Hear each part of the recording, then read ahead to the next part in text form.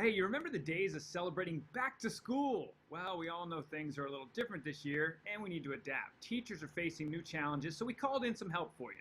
The International Wellbeing Institute recently unveiled their COVID-19 teacher training program, and joining us today to discuss it is President Rachel Gutter. It's good to see you, Rachel. I know the teachers are listening, so let's go over this. How is COVID-19 teacher training helping prepare teachers for the upcoming year? Well, the teacher training is a simple, self-guided online course that is aligned to the CDC's school guidelines and totally backed by science. It's designed to equip and empower teachers to take matters into their own hands within their classrooms. We focused on simple strategies that teachers could deploy for things that they can control or things that they can influence so that they and their students can feel more confident coming back to school this year. Sounds great so far, so let's go over some ideas to help teachers who are concerned about their personal safety.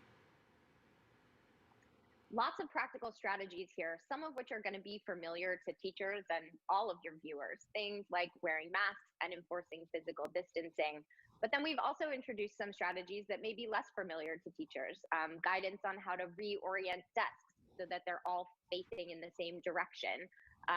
Support for or guidance on opening windows when that's possible, or moving lessons or breaks outside where the risk of transmission is much lower.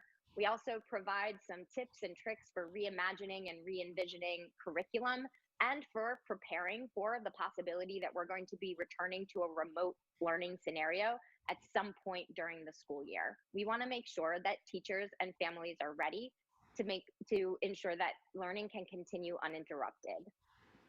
It's all new. I mean, there's no book on this. You guys are creating this book and this training, so this is amazing that you guys are doing this. But how do you tell the teachers, what is your ideas for engaging with students on new safety procedures? Well, as always, our teachers are the ones who impart knowledge and model best practices. That's why we thought that this training was so important for targeting teachers, whereas a lot of school resources right now are focused on the school administrators. We think that what works best is for teachers to start by helping their students to understand the why behind these new practices and protocols. Because we know as students come back to school that there are all kinds of different levels of education, different assumptions and opinions that they've heard from family and friends. So teachers can really level the playing field there by explaining to students why these practices are so critical for supporting the health and safety of everyone around them. Because this school year, we know that our schools are only as safe as the way that we're interacting inside of them.